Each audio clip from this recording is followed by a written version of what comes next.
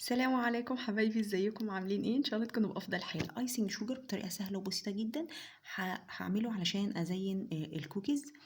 اول حاجه هنا عندي كوبايه سكر باودر، عندي هنا بيضه واحده هاخد منها البياض، وعندي ليمون هعصره لحد ما يبقى عندي معلقه ليمون كبيره. جميل. حطيتها اهي، وهاخد الصفار من البياضه اطلعهم الاتنين مع بعض كده، وهاخد بياض البيضة. في ناس بتستخدم بياض البيض الباودر، بس انا ما لقيتهوش، فعشان كده استخدمت الليمون معاه علشان يعقمه. وهسيبه بالظبط 3 دقايق وبعدين ابتدي اضرب. ممكن تضربي الليمون مع بياض البيض الاول، تديله كده يعمل رغاوي شويه، وبعد كده تبتدي تحطي السكر بتاعك المنخول. اهم حاجه يكون منخول. هنحط دلوقتي معلقه كبيره برضو من الفانيليا علشان تغطي على اي روايح. هي طبعا خلاص هو اتعقم بعصير الليمون، فما نقلقش من حته التعقيم بتاع بياض البيض. بس دي حاجة. أنا فضلت أضرب، ما حطيتش طبعا الكوباية كلها، حطيت كوباية إلا ربع من السكر، وهنزل بعد كده في الكيس الحلواني. نزلت حبة وحطيت بقى الباقي السكر اهو قدامي، وابتديت ألون الايسنج شوجر بتاعي أو السكر بتاعي. هلونه، انا مش عايزاه احمر صريح، انا هحط له نقطة اسود، وهحط له نقطة بني علشان يديني كده اللي هو اللون اللي بيقول عليه نبيتي. جميل. ادي نقطة اسود هيديني نبيتي غامق، هتشوفوه كده. هبتدي احط سكر، فهيفتح، اروح مزودة عليه البني. طبعا لو مش عايزه تزودي البني وعايزاه اللون ده بيبقى حلو جدا على فكره. اللون رائع رائع كده، اللي هو الاحمر والاسود، بس بيبقى تحفه.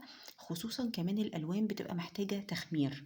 يعني ايه تخمير؟ يعني تدخليها التلاجة كده، تخليها 6 7 12 ساعة كده.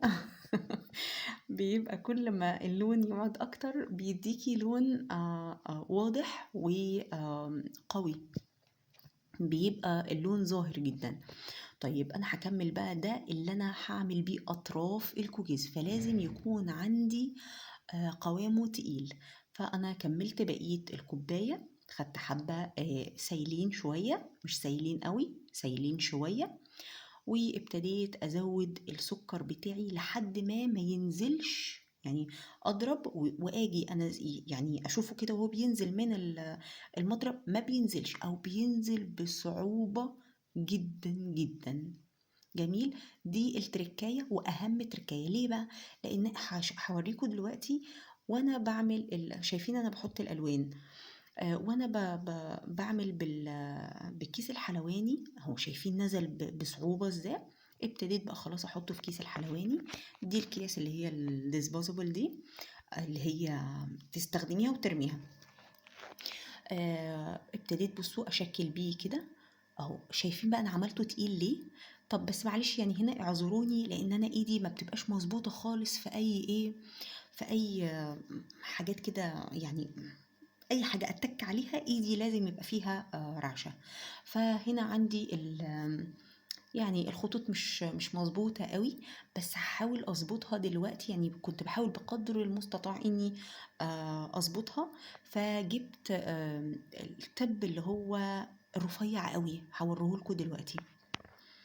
شايفين؟ بصوا يعني بحاول بقدر المستطاع ان انا اظبط ايدي، بس فعلا ايدي بتتهز فمش بعرف. عشان كده شغل الكوكيز بيبقى عايز ايد قوية او قبضة من حديد، يعني عشان تعرف تظبط الخطوط. حاولت هنا اظبط على قد ما اقدر بالتب ده اهو. شايفين؟ هوريهولكوا دلوقتي برضو بوضوح اكتر، اللي هو بيعمل سن رفيع قوي بتكتبي بيه كده على الكيك اهو. شايفين؟ ده اللي يعني حاولت اظبط بيه على قد ما اقدر. هوريكم دلوقتي بعمله ازاي.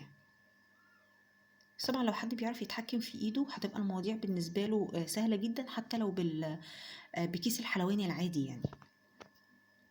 شايفين؟ يعني حاولت على قد ما اقدر اني اعملها سريعه، و احاول اظبطها. كل ما سرعت ايدي كل ما الرسمة طلعت ان شاء الله تبقى مظبوطة اكتر. اهو شايفين؟ بس كده.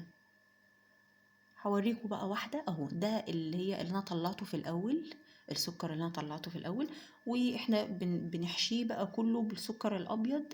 طبعا الالوان انتي بتاعتك تقدري تتحكمي فيها. انا عملت لونين علشان انا كنت عاملة كيك من نفس لون اللي هو الاحمر النبيتي ده. فكنت عايزة كل الالوان تبقى اخدة من بعضها. انتي بتسيبيه بتحشيه كده وبتسيبيه، هو بينشف لوحده وبيبقى طعمه رائع. بصوا شايفين المنظر عامل ازاي؟ انا طبعا الاشكال التانية عملتها بطريقة سهلة وسريعة، اتمنى يعجبكم.